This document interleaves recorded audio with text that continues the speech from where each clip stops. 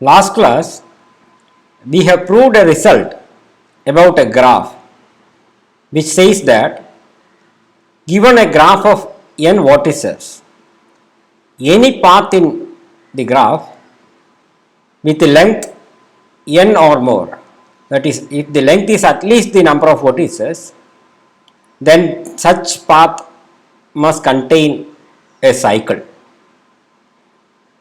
And today we are going to use this fact to discuss a necessary condition for regular languages known as pumping lemma for regular languages. So what is pumping lemma for regular languages? Let A be a DFA over an alphabet set sigma and Y be a string accepted by this DFA such that the length of Y is greater than or equal to the number of states in the DFA.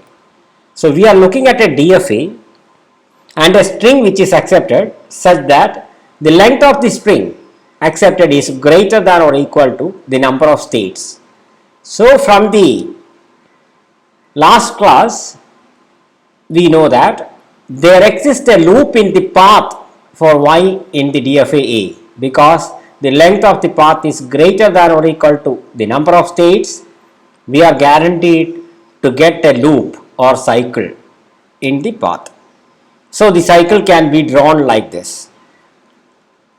Suppose Y is this string and the path must contain a cycle. So in general you can draw it like this. The cycle can be anywhere in the path. And given this, you can see that for all natural numbers I, u v repeated I times w is in the language, including 0 for the value of I. You can verify it. See, when I equal to 0, you have this path.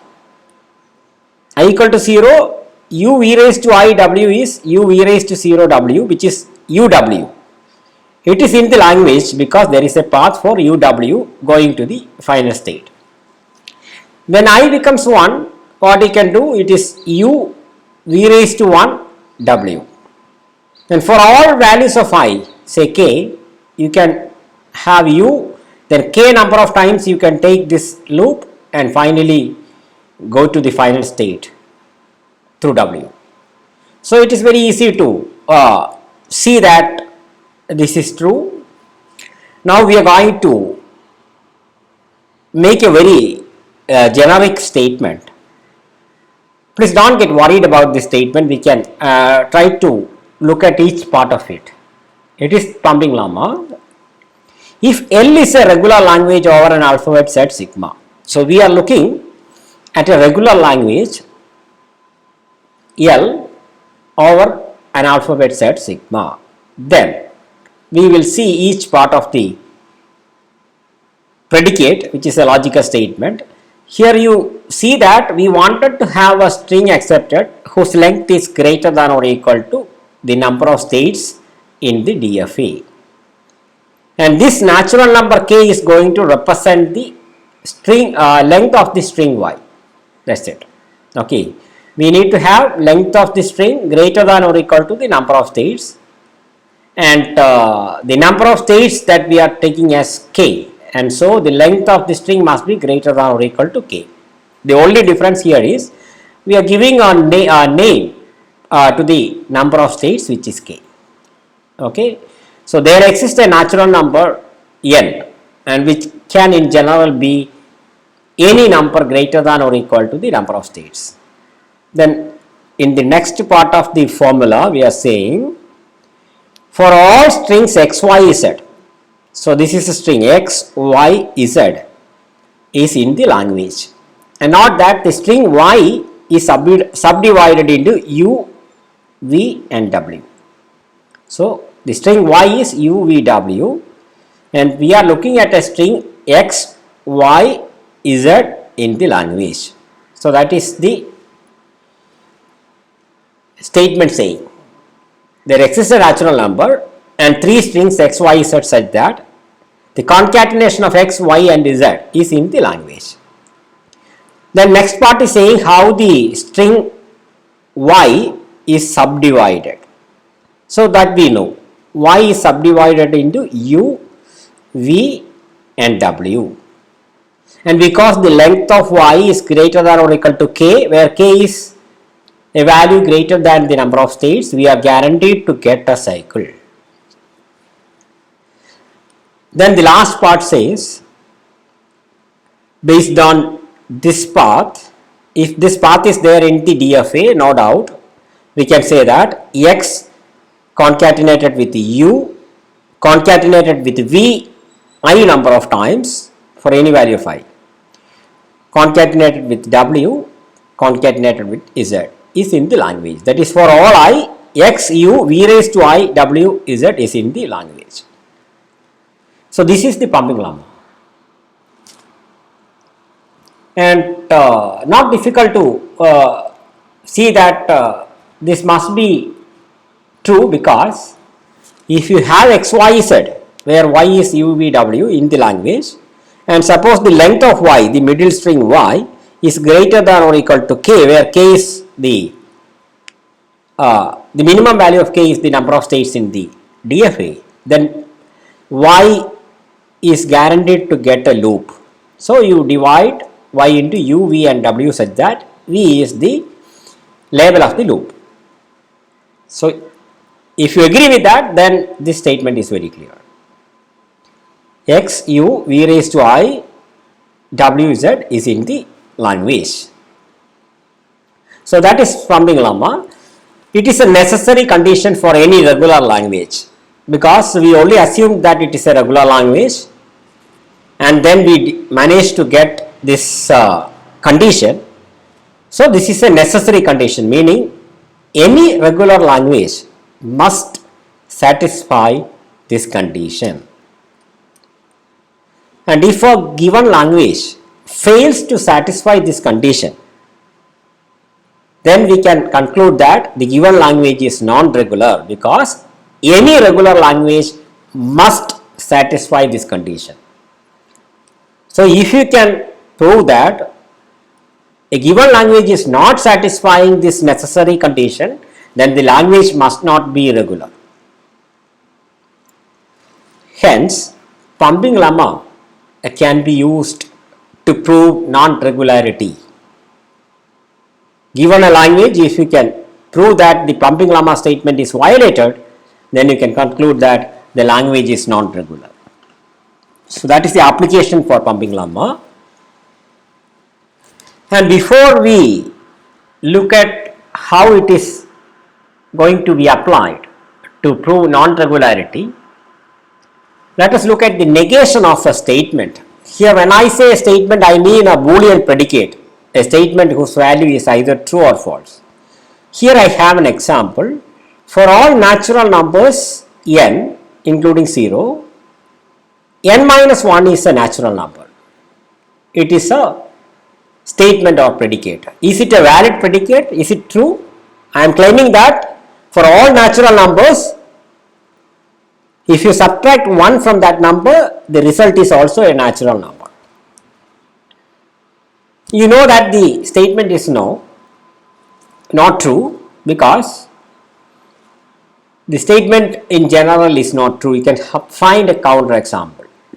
So how can you prove this predicate as false? I'll give you a generic procedure. What you can do is, you look at the negation of this formula or predicate. So negation of this formula is what you have to look at. And you can easily verify that the formula is for all natural numbers n minus 1 is a natural number.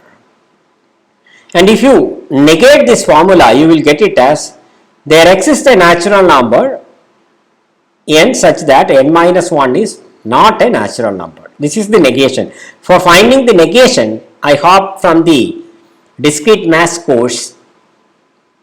You know this. For the quantifier, when you take negation inside, for all becomes there exist. For negation of for all natural numbers becomes there exists a natural number. And if you look at this formula, you are saying that n minus 1 is a natural number. Its negation is n minus 1 is not a natural number. So that is how you find the negation of a formula. When you take negation inside, for all becomes there exist, and an element of becomes not an element of. Now once you get this negation, you substitute the value of n as 0.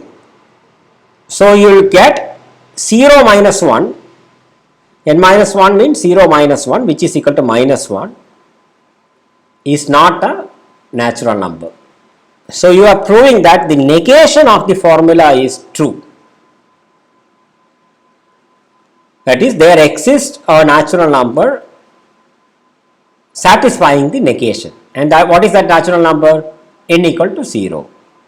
Then n minus 1 is minus 1, which is not a natural number. Then the question is, why you are negating? Because you have to actually prove something for all natural numbers, which is very difficult to prove. Because you have to prove that for every natural number this is true. But if you negate, it becomes there exists a natural number, something is true. Which is very easy to prove, because you just have to find a natural number satisfying this, like this. 0 is a natural number such that 0 minus 1 is not a natural number. So to prove for all kind of formula, what you can do is you negate it, you will get there exists something.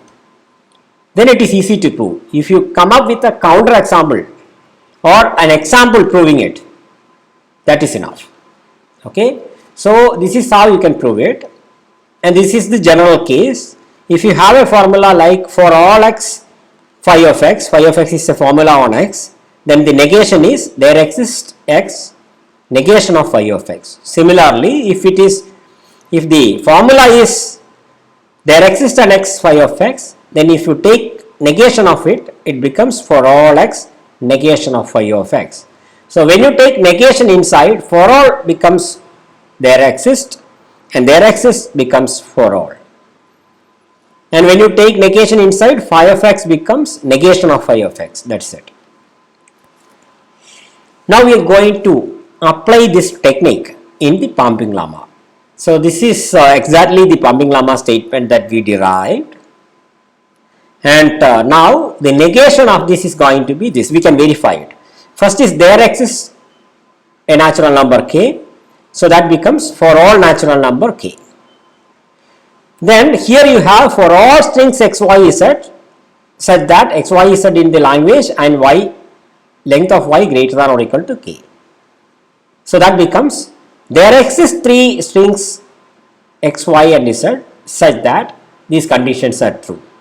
Note that there is no need to negate these conditions, because these are actually conditions on these variables. This is not a formula, these are conditions on that variable, so you don't have to negate. I hope you are getting me. But a formula on this x, y, z needs to be negated, that we will see later. And the next part saying there exists UVW strings such that y is the concatenation of them and v is not the null string. So here it becomes for all. There exists must become for all. Here again, these are conditions on these variables, not separate formula. So you don't have to negate. If you negate, you will get it wrong. And the last part saying for all natural numbers I. So it becomes there exists a natural number I. And now you look at the formula in the predicate, which says that x u v raised to I w z is in the language. You have to negate it, so you will say this is not in the language. I hope you got it. Otherwise, please watch it again and see how we did the negation. We did it correctly. And we know that if a given language fails to satisfy the pumping lemma condition, that is this, then the language is non-regular. Equivalently, we can say If a given language satisfies the negation of the pumping lemma condition, then the language is not regular. Because negation is just the opposite. If the language is satisfying the opposite, then the language is non-regular. And now we can formulate a game using the negation of the pumping lemma condition. That game can be played to determine whether a given language is regular or not. So what I am telling is, we can utilize the negation of the pumping lemma condition to formulate a game between you and your opponent, so that playing the game let you prove whether the language is regular or not. And in the game, it's actually for all part and there exists. There are alternating sequence of for all and there exists. And for all means you have to prove it for all possible values. There exists means you can come up with a single value satisfying the required condition. So in the game, for all parts are going to be played by your opponent. You don't have any control on the opponent. For all means she can give you any value, and the there exists part will be played by you. That is what we are going to do. So we can look at a game GL induced by the language L. This is the pumping lemma, negation of the pumping lemma condition. If you look at, this is actually an alternating sequence of for all and there exists. For all there exists, for all there exists. So we are going to formulate it as a game where the for all parts can be played by your opponent, because you have to prove it for all values. Let your opponent give you a value. Assume that you don't have any control on your opponent. Then it is your turn and you have to come up with values for these variables. And after that again your opponent will find some values for this variable, and finally you will come with a value for I. That is how you are going to formulate. So your opponent or the demon is going to give you a value of k. You don't have any control on k, okay, but the condition is that the value of the string y that you are going to take here is going to be, length of y is going to be greater than or equal to k. Now it is your turn. You can come up with an x, y and z such that x, y, z is in the language and length of y is greater than or equal to k. Then it is the opponent's chance. She or he can choose any values or strings for u, v and w such that u, v, w concatenation will give you y. Okay, that is what we need from this. And the length of the middle string v must be greater than 0, or the middle string cannot be the null string. You don't have any other assumption about these strings other than these two conditions. Y will be the concatenation of these three and v cannot be null string. And finally you can come up with a value of I as a natural number. And what is the game? You win the play if the resulting string x u v raised to I w z is in the language, is not in the language. Not that if this is the case the language must be non-regular. Okay, so you win the game if the result is such that this condition is satisfied. And it is guaranteed that if L is regular, then your opponent has a winning strategy. But whether or not she or he is going to win depends on how good she is in playing the game. But for sure, if the language is regular, there is a winning strategy for the demon or your opponent. Regardless of whatever values you select, she or he will win. Equivalently, if you have a winning strategy, if you can find a winning strategy regardless of what the demon is playing, then definitely the language must be non-regular. Okay, so thus now we have formulated the negation of the pumping lemma condition as a game which can be played to determine whether a language is regular or not.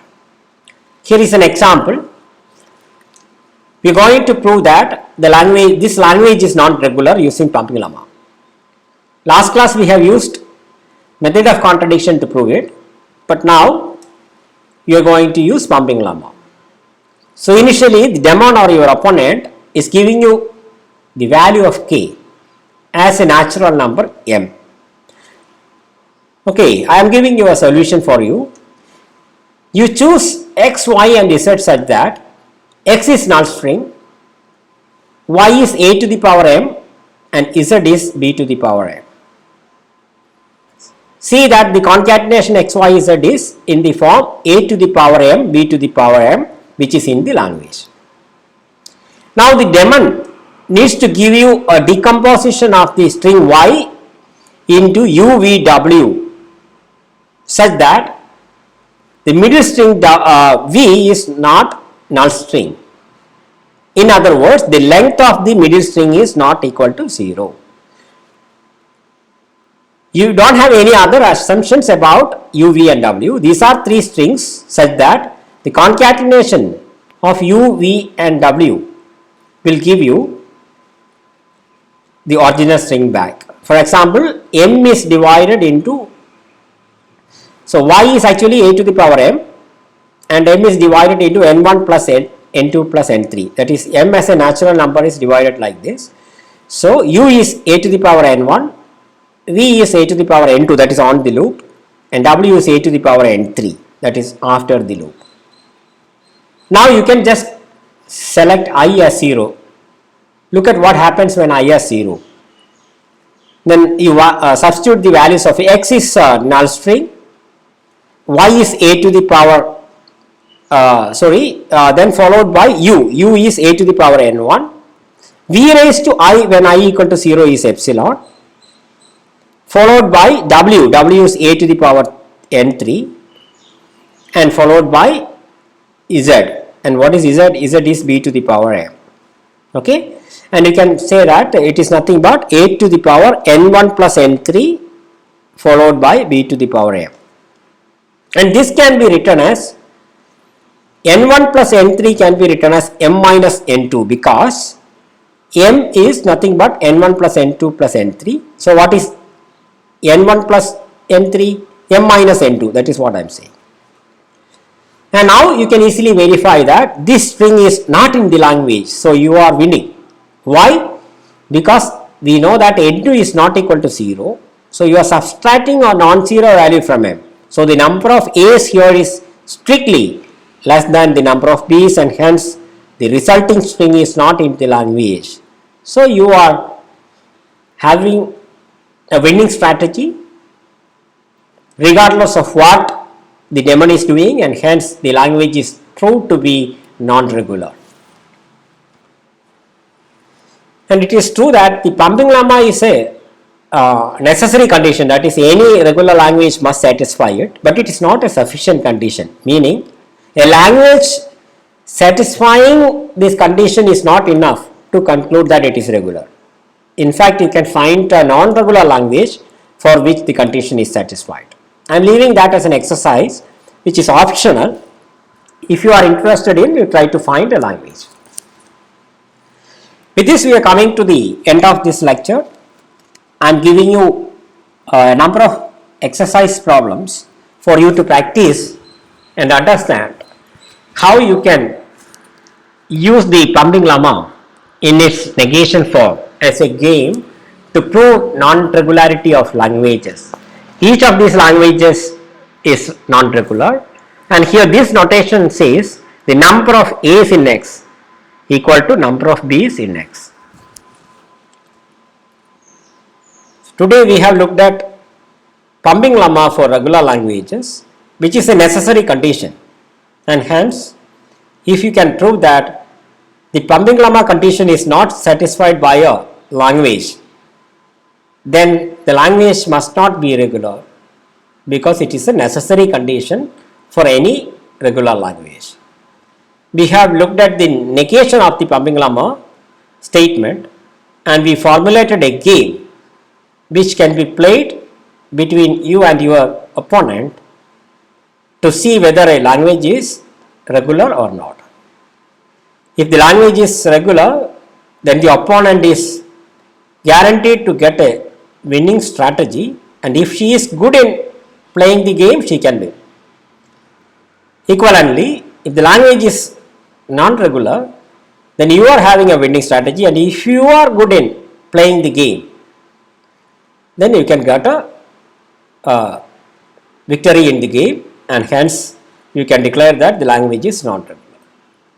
When you play the game, not that you don't have any control on your opponent. The opponent is free to give you any value of k and also free to decompose y into u and u, v and w. The only conditions to be satisfied are u, v, w is y and the string v is not the null string. Please try to solve the exercise problem and see how exactly the pumping lemma is helping you to prove non-regularity. Thank you.